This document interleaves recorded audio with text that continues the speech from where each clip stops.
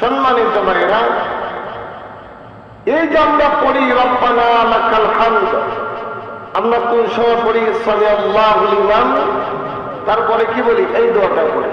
কথা বলুন ঠিক কিনা?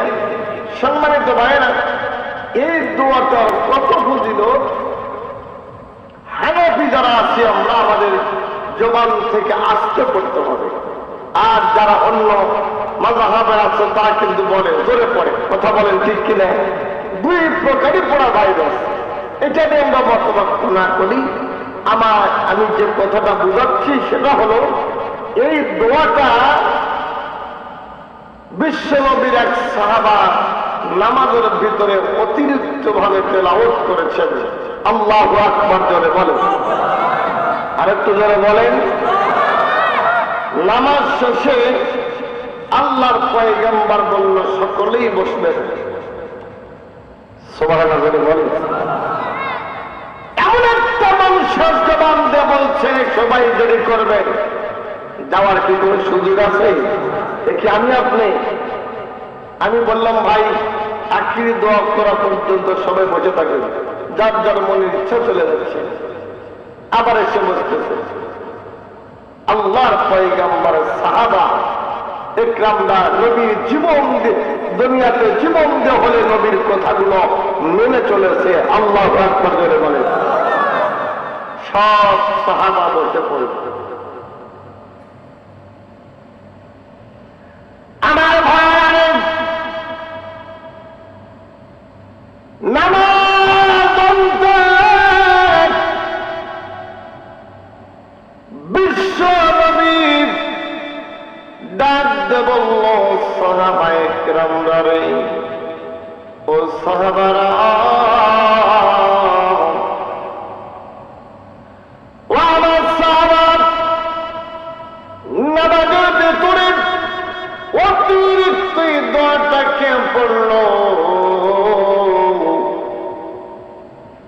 আল্লাহর একজন সাহাবা ভয়ে ভয়ে বলল, নবী গো, আমি এই দোয়াটা পড়েছি।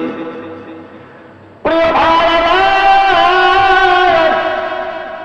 আল্লাহর নবী সাহাবায়ে কেরামদেরকে লক্ষ্য করে বলে, ওই সাহাবারা, তোমরা যা জানো না আমি যা জানি তোমরা তা জানো না, আমি যা দেখি তোমরা তা দেখো না, আমি যা শুনি তোমরা তা শোনো না। ও সাহাবারা, তুমি জানো না এই অতিরিক্ত নামাজের ভিতরে দোয়া পড়ার কারণে আমার আল্লাহ ওই সাহাবার নামে আসমানের জমিনের ফেরেশতারা এই সাহাবার নামে কে কত বেশি নেকি লিখবে এটার জন্য আল্লাহর ফেরেশতারা প্রতিযোগিতা করছে। জোরে বলেন, জোরে বলেন। আমাদের দোয়া দরকার আছে না নাই ভাই? আমল দরকার আছে না নাই? আমার ভাই বাজার যত রাত গভীর হতে চলেছে, আমি আর অন্য কোন দিকে না যাই।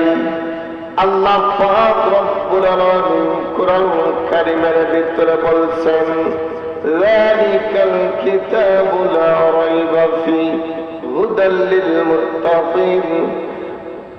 অবনবীর তাম পৃথিবীর মানুষদেরকে বলে দেন, তাম দুনিয়ার মানুষদেরকে বলে দেন, এই সেই কিতাব যে কিতাবের ভিতরে কোনো ভুল নাই, এই কিতাবের ভিতরে কোনো সন্দেহ নাই, এই কিতাবের ভিতরে ভুলের কোনো অবকাশ পর্যন্ত আমি আল্লাহ রাখে নাই। চিৎকার মেরে জোরে বলা যাবে নাকি সুবহানাল্লাহ?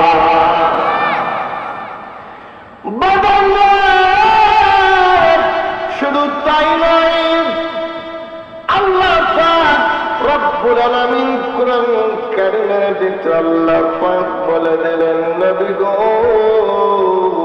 তামাম দুনিয়ার মানুষদেরকে বলে দেন, এই কুরআনুল কারীমটা আমি আল্লাহ আপনার উপরে নাযিল করলাম। ও চরহরিপুর এলাকার মুসলমান ভাইরা, হাজার নয় লক্ষ লক্ষ নবী এবং পয়গম্বর পৃথিবীতে আগমন করে দিয়েছেন। আল্লাহর বান্দারে, কোন নবীর উপর আল্লাহ তো দামি কোরআন নাযিল করেন নাই, শুধুমাত্র কেবলমাত্র আমাদের প্রিয় নবীর উপরে আমার আল্লাহ এত বড় দামি কোরআনটা আল্লাহ নাযিল করে দিল। চিৎকার মেরে জোরে বলা যাবে নাকি সুবহানাল্লাহ?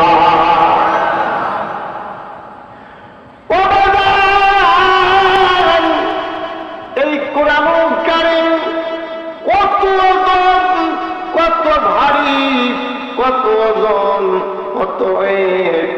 আল্লাহ পাক রব্বুল আলামিন এই কোরআনুল কারীম খানা জান্নাতের লুকে মাহফুজকে সংরক্ষণ করিয়া আল্লাহ পাক রব্বুল আলামিন আসমানের উপরে আমার আল্লাহর কোরআনটা রাখলো। আসমান, আমি তোমার উপরে কোরআন রাখতে চাই।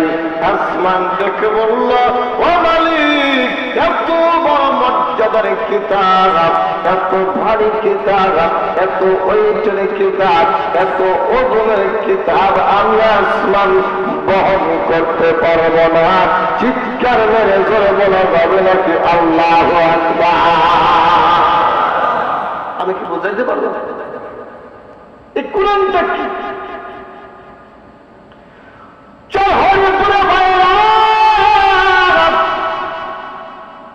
দেড় লাগান কাল লাগান আসমান বহন করতে পারে না।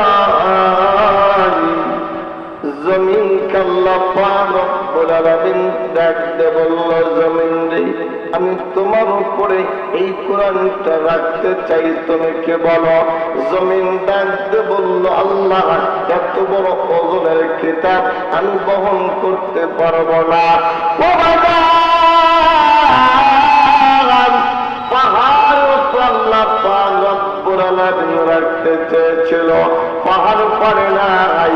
আল্লাহ পাক রব্বুল আলামিন ডাকতে বলল, আসমান, জমিন, পাহাড় পর্বত নদী নালা, তোমরা শুনে রাখো, আমি আল্লাহ পাক রব্বুল আলামিন আমার এই দামি কোরআনটা দামি মানুষের কলমের ভিতরে আল্লাহ সেটেল করে দিলাম।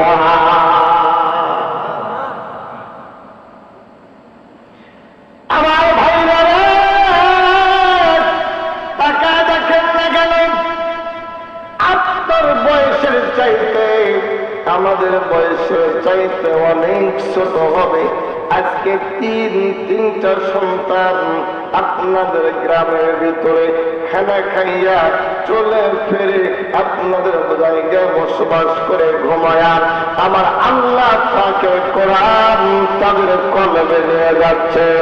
ও বাজার, এটা কোটা সাজকা দাঁড়িয়া এই সন্তানগুলো আল্লাহ পাক যদি কবুল করে আমার ভাইরা, এই সন্তানটা কোরআনের হাফেজ হইল, শিক্ষকতা করবে, এই সন্তানটা একটা সন্তানকে শিক্ষা দেবে, ওই সন্তানটা আরেকজনকে শিক্ষা দেবে, ওই সন্তানটা আরেকজনকে শিক্ষা দেবে। এইভাবে করে সিলসিলার উপায় আল্লাহ জমিনের ভিতরে যতগুলো ওলামায়ে কেরাম হাফেজ বানায় দেবে, আল্লাহর কসম কিয়ামত পর্যন্ত আমার আল্লাহ এর নেকি আপনাদের গ্রামবাসীকে দিতেই থাকবে।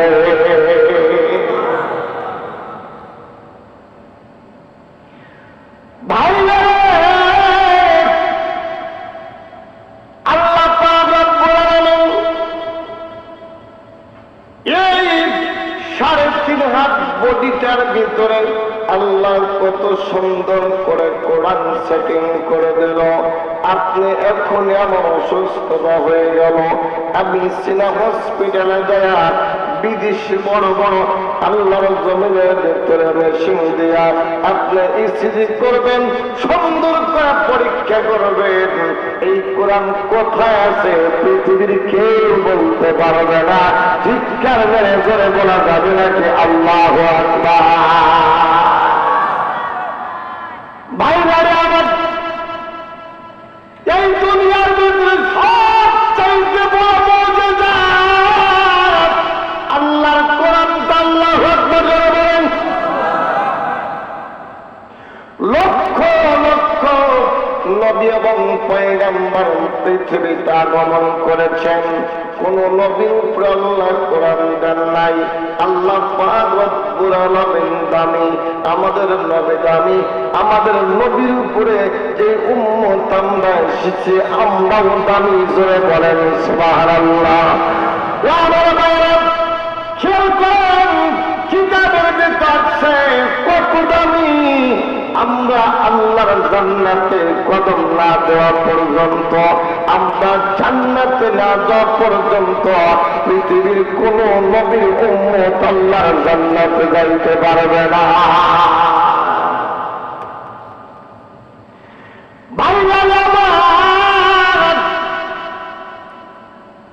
এই নবীকে আল্লাহ পাক এই দামি কোরআন দিয়ে দিল। আল্লাহ পাক রব্বুল আলামিন ডাকতে বলে, নবী গো, ও নবী, আমার ঘর আল্লাহ পাক রব্বুল আলামিনের ঘর মসজিদ। আল্লাহ পাক রব্বুল আলামিন ডেকে বলল, নবী গো, তোমার ঘর কোনটা? আল্লাহ নবী ডাকতে বলল, ও কলিজার টুকরা মালিক আমার আল্লাহ, আমার ঘর মাদ্রাসায়। চিৎকার মেরে জোরে বলা যাবে নাকি আল্লাহু আকবার? আমরা কি বলি? আল্লাহর ঘর মসজিদ, নবীর ঘর কি? নবীর ঘর কি?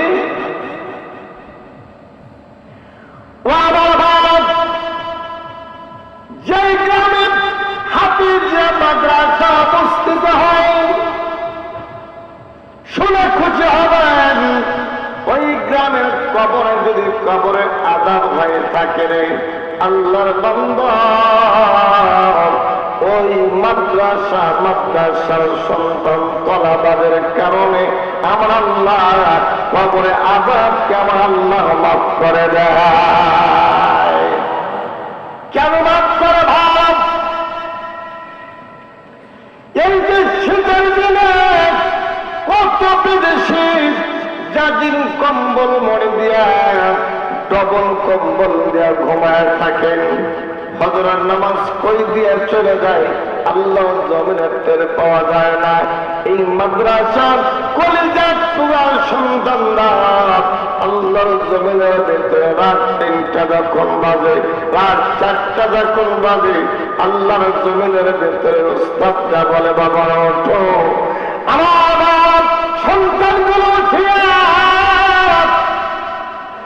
এই জমিনের ভিতরে কাপে ঠান্ডা পানি দিয়ে কাঁপতে কাঁপতে কাঁপতে কাঁপতে ওযু করিয়া আল্লাহর ছোট্ট বান্দা 2 রাকাত তাহাজ্জুদের নামাজ পড়ে। নামাজ পড়িয়া আল্লাহর বান্দা সুন্দর করিয়া আল্লাহর কোরআন মাথা ঝুঁকে ঝুঁকে তেলাওয়াত করে। আমার আল্লাহ পাক দেখে বলে,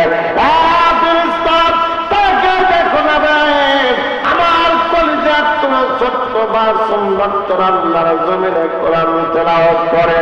যারা ফেরেশতারা যারা সরগরিপুরে গ্রামের ওই কবরস্থানে যতগুলো মাইয়া কবরে আযাব হয়েছিল, এই বাচ্চাদের কারণে আমি আল্লাহ পাক তাদের কবরে আযাবকে আল্লাহ মাফ করে দিলাম।